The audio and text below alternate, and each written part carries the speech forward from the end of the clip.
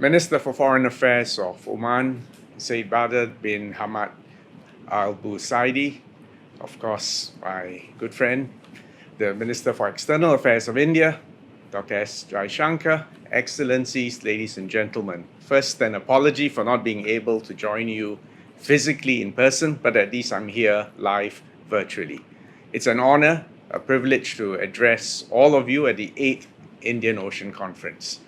And let me extend my deepest appreciation to our good friend and stalwart Minister Said Badr for hosting this conference, as well as Dr. Ram Madhav, who's been an indefatigable spirit behind this conference from the India Foundation, and of course the S. Rajaratnam School of International Studies. Thank you all for co-organizing this. The theme of today's conference, Voyage to the New Horizons of Maritime Partnership. For millennia, and here I will echo Said Badr, the Indian Ocean has been a vital economic lifeline, a cultural bridge, a conduit for essential commerce. From the ancient maritime spice route to some of today's busiest shipping lanes, like the Straits of Malacca, the Indian Ocean has fostered not just the movement of physical goods, but the exchange of knowledge and ideas that have shaped our shared history. The Indian Ocean today connects the major engines of the international economy, all the way from North Atlantic to those of us here in the Asia Pacific. The United Nations Conference on Trade and Development estimates that over 80% of global trade by volume and over 70% by value is transported by sea. A substantial portion of this flows through the Indian Ocean, including about 80% of the world's maritime oil trade and 9.48 billion tons of cargo. It's worth recollecting that despite modern connectivity, air travel, and high-speed rail, in fact, maritime shipping remains the most cost-efficient way of transporting vast quantities of cargo across our globe. An average container ship that traverses the Suez Canal today can carry about 18,000 TEUs, 20-foot equivalent units. If we were to unload every single container from this ship and place it onto a train, that train would stretch for more than 100 kilometers. There is no substitute for the economies of scale offered by maritime shipping. However, this is premised on the continued openness and sustainability of the oceans and the seas. The fact of the matter is our world has become more dangerous. There are hot wars still smoldering in the Middle East, in Africa, in Ukraine.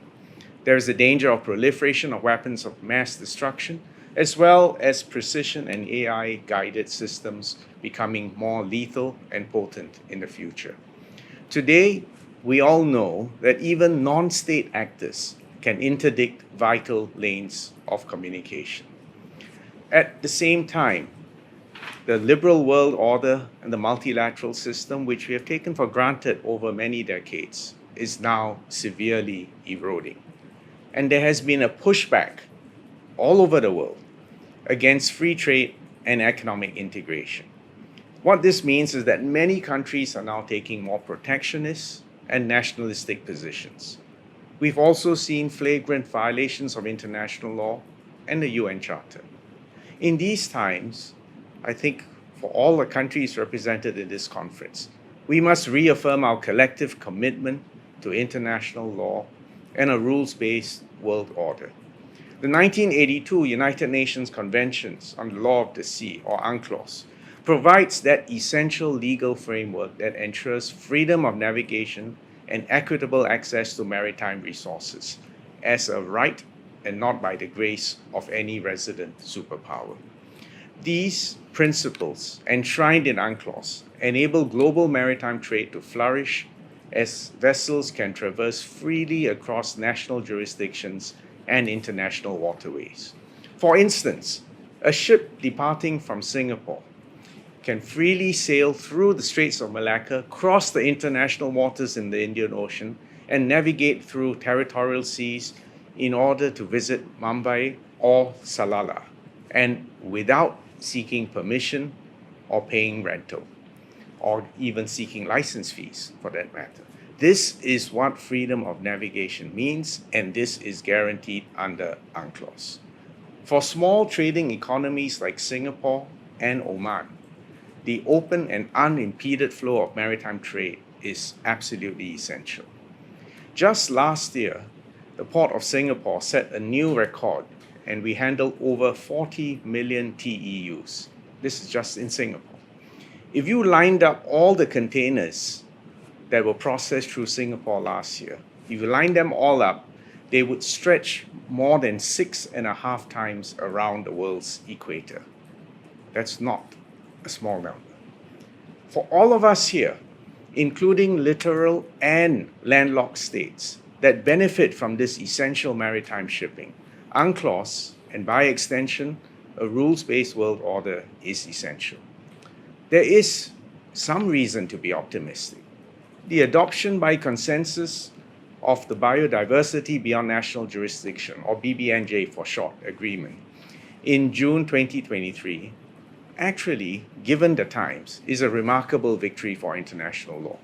And Singapore was proud to have played our part in this global effort. Our ambassador, Rina Lee's leadership as president of the Intergovernmental Conference helped to bring the BBNJ agreement to fruition. And this agreement aimed at conserving and sustainably using marine biodiversity in the high seas has direct implications for the Indian Ocean, which is currently also under threat from climate change and global warming. Which brings me to my next point, the need to protect our common heritage, to protect our oceans. The sea surface temperatures in the Indian Ocean have risen by an average of 1 degree Celsius. And you don't need to be in the Maldives or Mauritius to see for your own eyes the widespread coral bleaching and the loss of seagrass. The seas have become rougher, and extreme weather events like cyclones have become more frequent. And the key shipping routes are being disrupted. At the current rate of warming, the Indian Ocean is projected to experience near permanent marine heat waves. With the BBNJ agreement, marine protected areas can be established in international waters. We believe this will safeguard critical habitats and marine ecosystems that act as essential carbon sinks, another critical element for mitigating global warming. We must also invest in sustainable development of the maritime industry. The International Maritime Organization aims to reach net zero greenhouse gas emissions by around 2050. Today, shipping accounts for nearly 3% of global greenhouse gas emissions. In Singapore, we are taking steps to reduce our maritime emissions.